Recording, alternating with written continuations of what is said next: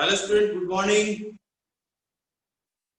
आदर्श बाल निकेतन की online computer class में आपका स्वागत है।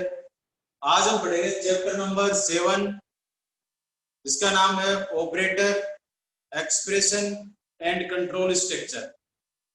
इससे पहले हमने चैप्टर नंबर 6 तक पढ़ लिए हैं और आपको जो ऑनलाइन है स्टूडेंट उनको बता देता हूँ कि बच्चे भी आने लगे हैं, तो आपको मैं दिखा भी देता हूँ। देखिए,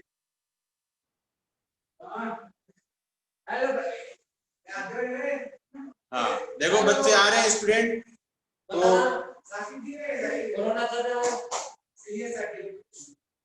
ठीक है, तो स्टूडेंट आ रहे हैं तो आप भी आ सकते हैं। आज हम स्टार्ट करते हैं चैप्टर नंबर। हाँ, सबसे पहले मेरे को ये बताओ, यहाँ पे हेमंत, मुस्कान अपना जो माइक है वो ऑन करके ये बताएं कि मेरी आवाज प्रॉपर आप तक आ रही है और या फिर बोर्ड है जो वीडियो है वो आपको प्रॉपर दिखाई दे रहा है। उसके बाद में हम स्टार्ट करते हैं। हाँ हेमंत आ गया है कि हाँ वहां तक सब कुछ क्लियर है। मुस्कान बेटा, अपना वीडियो आप ऑफ करके रख सकते हो और माइक अपना ऑन करके रखें।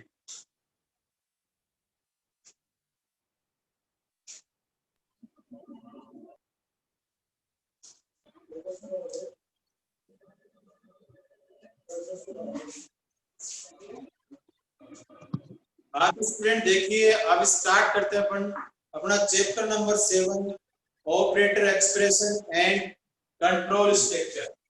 तो बात करते हैं सबसे पहले ऑपरेटर की। ऑपरेटर्स क्या होते हैं? तो ऑपरेटर्स क्या होते हैं कि ऐसे चिन्ह जो किसी संक्रिया का संकेत देते हैं, ऑपरेटर कहलाते हैं। वे चिन्ह जो किसी संक्रिया का संकेत देते हैं। ये नोट्स में आपको लिखकर भेज दूंगा, पीडीएफ आपके पास में आ भी रही होगी और आती रहेंगी आगे भी ऐसे चैप्टर्स की। तो ऑपरेटर्स क्या होते हैं? वे चिन्ह होते हैं जो किसी संक्रिया का संकेत देते हैं। अब कौन कौन से चिन्ह है, किस प्रकार की संक्रिया करते हैं? संक्रिया का मतलब होता है इंग्लिश में ऑपरेशन। इंग्लिश में बोले तो इसको ऐसे बोल सकते हैं, an symbol indicate to an operation called operator. तो देखिए कौन कौन से ऑपरेटर होते हैं यहाँ पर। जैसे कि प्लस है, ये चिन्ह है, सिंबल है, और ये कौन सी संक्रिया का संकेत देगा? ये जोड़ने का। कोई भी दो वेरिएबल होंगे उनको क्या करेगा? ये जोड़ने का काम करता है। तो ये इसमें ऑपरेशन है इसका, और इस चिन्ह को क्या बोलते हैं? ऑपरेटर। अब अकेला ऑपरेटर एक साथ तो वर्क कर नहीं सकता, तो इसके लिए क्या चाहिए होता है? ऑपरेंड। भैया किसको जोड़ेगा? कोई वेरिएबल को जोड़ेगा ना। तो यहां पर हम लिखेंगे जैसे ए बी। भैया हमें पूरा ये इक्वेशन बढ़ गई, ए और बी को जोड़ेगा। तो ए और बी है, ये क्या है? ऑपरेंड। ए और ये तो हो गया आपका ऑपरेटर, और ए और बी है, ये क्या हो गए? ऑपरेंड। तो अगर मैं ऑपरेंड का नाम ले लूं तो आप समझ जाना कि जो वेरिएबल्स के नेम है, आइडेंटिफायर है, जिनके ये ऑपरेशन किया जा रहा है, दैट इज ऑपरेंड। करने के लिए सक्षम है, ये काम करेगा। अब ये तो ऑपरेंड की डेफिनेशन हो गई, एग्जांपल हो गई। और अब इनके प्रकार, ऑपरेटर के टाइप्स, इनके कौन कौन से टाइप है वो हम पढ़ते हैं। अब देखो ये कई प्रकार का होता है। सबसे पहले बात करते हैं अपन अरिथमेटिक की। Arithmetic operator, arithmetic operators. Arithmetic operators कौन कौन से होते हैं स्टूडेंट? अरिथमेटिक का मतलब होता है गणितीय, जो गणित से संबंधित इक्वेशंस है उनको सोल्व करने के लिए जो ऑपरेटर यूज किए जाते हैं वो होते हैं आपके अरिथमेटिक ऑपरेशंस। अब अरिथमेटिक ऑपरेशंस में सबसे पहले आता है आपका प्लस, माइनस, गुणा, भाग और मॉड्यूलेशन। इसको बोलते हैं एडिशन, सबट्रैक्ट, मल्टीप्लाई, डिवीजन और या डिवाइड या फिर मॉड्यूलेशन। मॉड्यूलेशन को रिमाइंडर भी बोलते हैं। तो ये थे आपके ऑपरेटर्स, अर्थमेटिक ऑपरेटर। अब इनका यूज क्या है फटाफट देख लेते हैं। मान लेते हैं कोई भी ए की वैल्यू मैंने दी यहाँ पर 7, बी की वैल्यू दी 2। अगर एक सी ले लेते हैं, सी को a प्लस बी करते हैं तो क्या रिजल्ट आएगा भाई? 9 आएगा। हाँ, ऑनलाइन कोई समस्या, कोई प्रॉब्लम है क्या?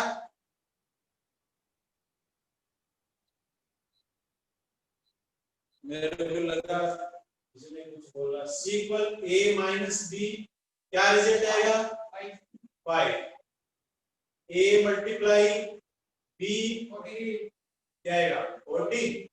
सी इक्वल ए डिवीजन 3.5। हाँ, ये सारे इंटीजर टाइप के हैं तो पॉइंट तो आएगा नहीं। 3.5 तो कैसे आएगा? अगर आप 7 को डिवाइड करते हो 2 से तो रिजल्ट आता है आपका 3। तो ये जो साइन है, ये जो साइन है ये डिवीजन का है।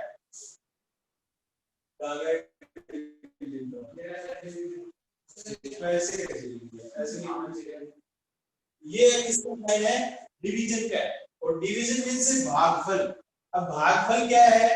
3। तो यहाँ पे रिजल्ट आएगा 3। ये पॉइंट नहीं लगेगा, पॉइंट लगता है वहीं छोड़ दो, ठीक है। फिर ये जो है ना साइन, ये होता है शेषफल। तो शेषफल क्या है यहाँ पे? 1, इसका आएगा। अगर आपको शेषफल चाहिए तो आपको ये वाला चिन्ह यूज करना है। भागफल चाहिए तो ये डिवाइड वाला यूज करना है। That's all. कोई प्रॉब्लम? ठीक, आगे बढ़ते हैं। नेक्स्ट ऑपरेटर अपना relational operator.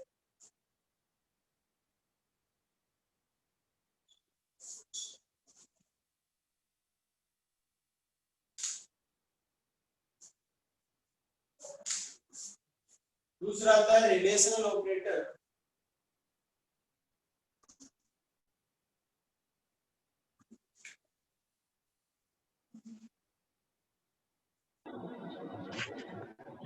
Hello, relational operator में स्टूडेंट क्या होता है? There are 6 types. ये भी 6 प्रकार का होता है। इसमें 6 सिंबल्स होते हैं। कौन कौन से होते हैं? सबसे पहले तो होता है इसके अंदर देखो लेस देन। लेस देन ये होता है greater than. Less than equal, equal, equal to और ग्रेटर देन।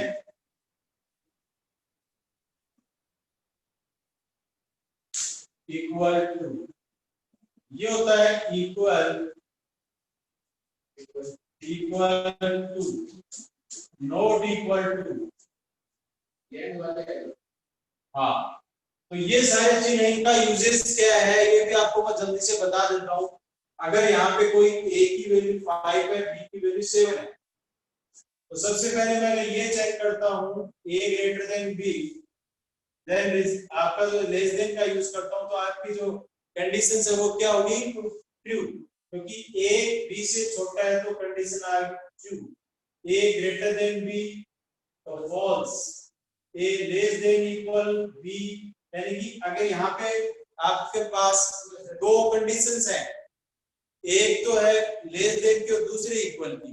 अगर दोनों में एक भी सही है तो अपना रिजल्ट क्या होगा? ट्रू होगा। तो ये कंडीशन क्या होगी? ट्रू।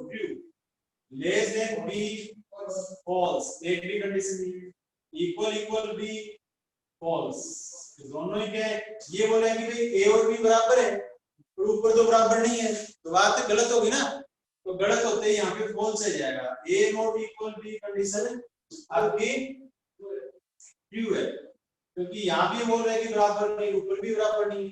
तो आपकी जो कंडीशन है, ये थे आपके रिलेशनल ऑपरेटर। आ गया समझ में या फिर नहीं है? बताओ भाई, यहाँ बैठे हैं और जो ऑनलाइन है। हेमंत, मुस्कान, जो ऑनलाइन है वो बोलो बेटा।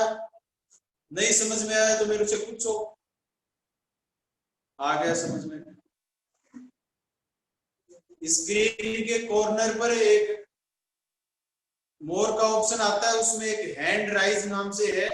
तो मुस्कान, अगर कभी भी आपको समझ में नहीं आया, फिर कुछ बोलना हो तो हैंड राइज करो, उस पर फिंगर थंब पर क्लिक करेंगे ना तो इस तरीके से दिखाएगा, थंब का ऑप्शन मेरे पास आ जाएगा, तो मैं समझ जाऊंगा कि भी हाँ आप लोगों के समझ में आ गया। नेक्स्ट है रिलेशनल ऑपरेटर के बाद में आता है लॉजिकल ऑपरेटर। लॉजिकल ऑपरेटर होते हैं आपके तीन। कौन कौन से? एक तो एंड, एक और, एक। अब देखो ये जो तीन है, इनके जो C++ भाषा का हम पढ़ रहे हैं, और C++ पढ़ने से पहले जो इसकी बेसिक चीजें वो पढ़ रहे हैं अभी इससे पहले। ये पढ़ने के बाद में और इसमें C++ में कौन कौन सी फंक्शंस हैं, कौन से एरे हैं, ये हम पढ़ेंगे। अगर ये नहीं समझ में आएगा तो आगे प्रोग्रामिंग नहीं समझ में आएगी। तो इसके लिए आपको इन सबको समझना जरूरी है। तो सी लैंग्वेज में एंड ऑपरेटर को इस तरीके से रिप्रेजेंट किया जाता है। फिजिक्स में तो आप एंड भी लिख देंगे तो हम समझ जाएंगे, बट कंप्यूटर एंड को एंड नहीं समझता, वो कोई सिंबल चाहिए उसको। तो जैसे प्लस को हम क्या बोलते हैं? एडिशन, बस उसके लिए एक सिंबल यूज करते हैं प्लस का। वैसे यहाँ पर इसके लिए हमें क्या सिंबल यूज कर रहे हैं? डबल एंड का।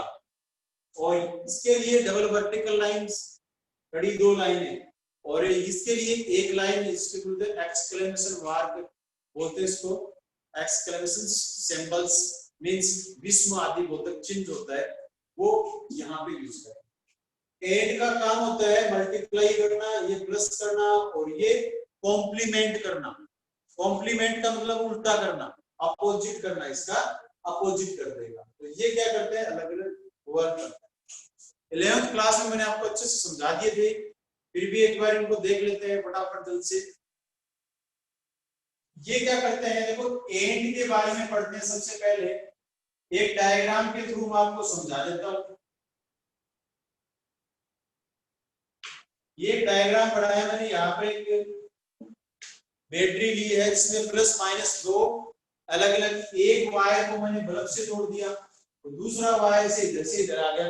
यहाँ पे दो स्विच यूज कर रखे हैं मैंने, एक स्विच का नाम दे दिया ए और दूसरे का नाम दे दिया बी। तो इधर भी लिख देता हूँ ए और बी और इधर सी। अब मैंने बताया कि ये क्या काम करता है? गुणा। क्या करता है?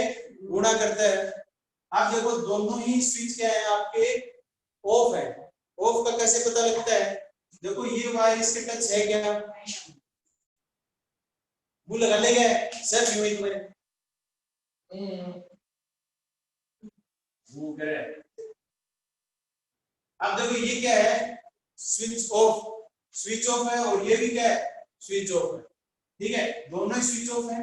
तो स्विच ऑफ होगा तो जो रिजल्ट आपका क्या होता है? शून्य, यानी कि जीरो आता है।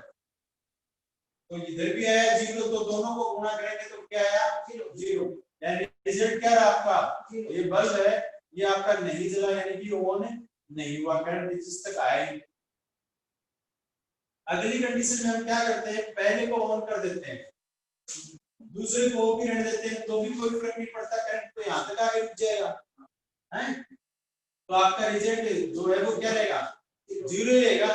और यहाँ भी आप देख सकते हैं कि किसी भी नंबर को आप जीरो से मल्टीप्लाई करेंगे तो result will B zero. Next,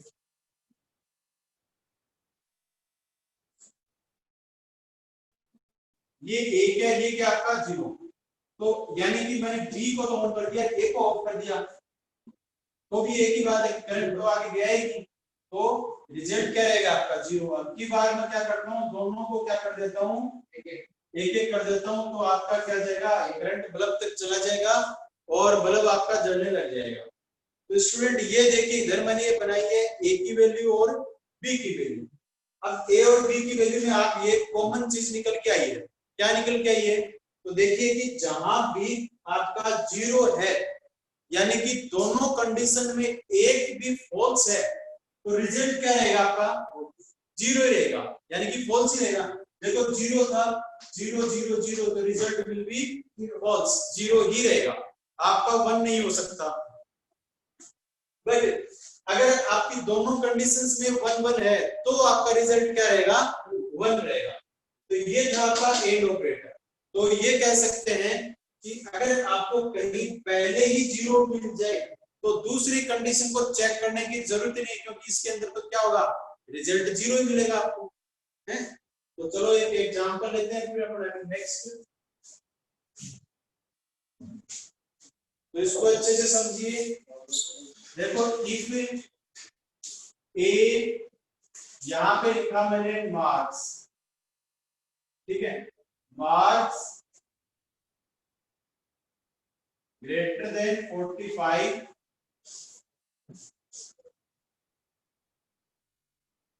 less than 60, यानी कि 60। अब देखिए स्टूडेंट, यहाँ पे अगर ये मैंने एक वेरिएबल लिया है जिसका नाम है मार्क्स, ये आपके नंबर को रिप्रेजेंट करता है। मान लीजिए आपके नंबर आए यहाँ पर 50, यानी कि 55, नंबर कितने आए 55। तो सबसे पहले चेक करेगा, देखो यहाँ पे दो कंडीशन है, इस ये ऑपरेटर था आपका, इस ऑपरेटर के लेफ्ट साइड तो ए कंडीशन है और राइट साइड दूसरी कंडीशन है। जैसे हमने ट्रुथ टेबल पढ़ के आए हैं, वहां पर ए मान लो, इसको बी मान लो। तो सबसे पहले चेक करो कि 55 ग्रेटर देन इक्वल 45, यानी कि 55 greater than equal 45 condition is true, क्योंकि 55 45 से बड़ा है और 45 से बड़ा है, तो अपना जो कंडीशन है वो ट्रू। अब अगर पहली कंडीशन सही हो जाती है तो दूसरी को चेक करेंगे अपन, नहीं तो अगर यही गलत हो जाती तो दूसरी को चेक नहीं करते। तो इसको चेक करो, तो इसको चेक करेंगे तो यहाँ पर क्या बताया गया, देखो मार्क्स लेस देन 60, जो आपके नंबर है वो 60 से कम है क्या, ये भी सही है। तो दोनों साइड की कंडीशन क्या हो गई ट्रू, दोनों साइड आ गया 1, यानी कि दोनों स्विच के आपके ऑन, और ऑन है तो रिजल्ट क्या प्रिंट हो जाएगा सेकंड डिवीजन। अगर एक भी मान लो, या मैं यहाँ पे कर देता हूँ 36, तो यहाँ पे 36 greater than equal 45 condition, first condition is false, then तो दूसरी कंडीशन की जरूरत ही नहीं, उस कंडीशन को हम चेक नहीं करेंगे। अगर मैं यहाँ पे फर्स्ट कंडीशन को ट्रू कर देता हूँ 60, then first condition is true, will be checked second condition, इसको हम चेक करेंगे। करो marks less than 60, condition is false, false है ना, तो ये रिजल्ट आपका प्रिंट नहीं होगा। तो इस तरीके से हम एंड का यूज करते हैं। फिर दूसरा है और ऑपरेटर।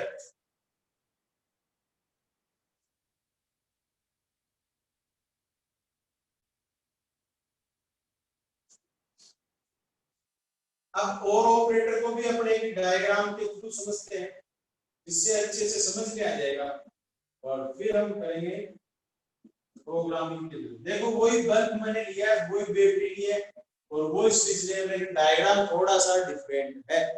वापस हम क्या करते हैं, ए और बी लेते हैं और यहाँ पे करते हैं सी, ये करता है जोड़। तो एंड ऑपरेटर था वो तो करता है मल्टीप्लाई, ये करता है जोड़, यानी कि जोड़ने का काम करता है। जैसे कि मैंने यहाँ पे दोनों स्विच ऑफ कर रखे हैं, तो दोनों का रिजल्ट क्या होगा 0 0। भाई दोनों को ऑफ है तो बल्ब कैसे चलेगा, तो result will be false. Then first जो ए है उसको मैं यहाँ पे कनेक्ट कर देता हूँ और यहाँ पे क्या आएगा 0, तो 1 आ गया। कैसे, देखो इधर से लाइट गई, ये जा रही है ऑन होते ही इधर आ रही है ना करंट, ठीक है। अगर मैं यहाँ पे क्या कर देता हूँ, उसको ऑफ कर देता हूँ, बी को ऑन कर देता हूँ, वो भी बनाएगा, तो करंट इधर से चला जाएगा, वो भी क्या दिक्कत है। अगर दोनों को मैं जोड़ देता हूँ तो भी कोई दिक्कत नहीं है, तो भी आपका रिजल्ट 1 ही होगा। 1 1 आपका 2 नहीं होगा, क्योंकि बाइनरी पढ़ रहे हैं, कंप्यूटर 2 समझता ही नहीं है, 0 1 ही समझता है, तो हम क्या करेंगे यहाँ पर 1 ही करेंगे। अब स्टूडेंट यहाँ पे आपने क्या डिसीजन लिया, क्या निष्कर्ष निकला इस ट्रुथ टेबल को देख के, सत्यता सारणी को देखकर ये निष्कर्ष निकलता है कि कहीं भी एक कंडीशन, दोनों तरफ से एक कंडीशन आपकी अगर सही है तो रिजल्ट विल बी ट्रू, तो आपका रिजल्ट क्या होगा, 1 ही होगा। ध्यान रखना, देखो इधर 1 है तो 1, यहाँ पे 1 है, कहीं भी आपको एक नजर आ जाए यानी कि आपकी कंडीशन एक, दोनों कंडीशन में एक भी सही है तो आप क्या करेंगे, उसको प्रिंट कर देंगे। ठीक है, स्टेटमेंट को प्रिंट कर देंगे। चलो इसको समझते हैं, उसके अंदर एक एग्जांपल लेकर।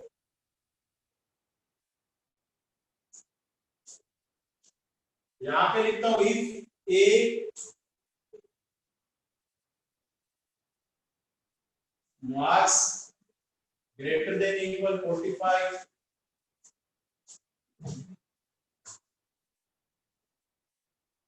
लेस देन, अगर मैं यहाँ पर क्या करता हूँ 45 वैल्यू देता हूँ मार्क्स को, तो फर्स्ट कंडीशन क्या आपकी ट्रू है ना, तो आपका रिजल्ट प्रिंट हो जाएगा, यही पे दूसरी को चेक ही नहीं करता। सेकंड कंडीशन है it will be not check because first condition is true. ठीक है, तो इस तरीके से हम क्या करेंगे, और ऑपरेटर का एग्जांपल। नेक्स्ट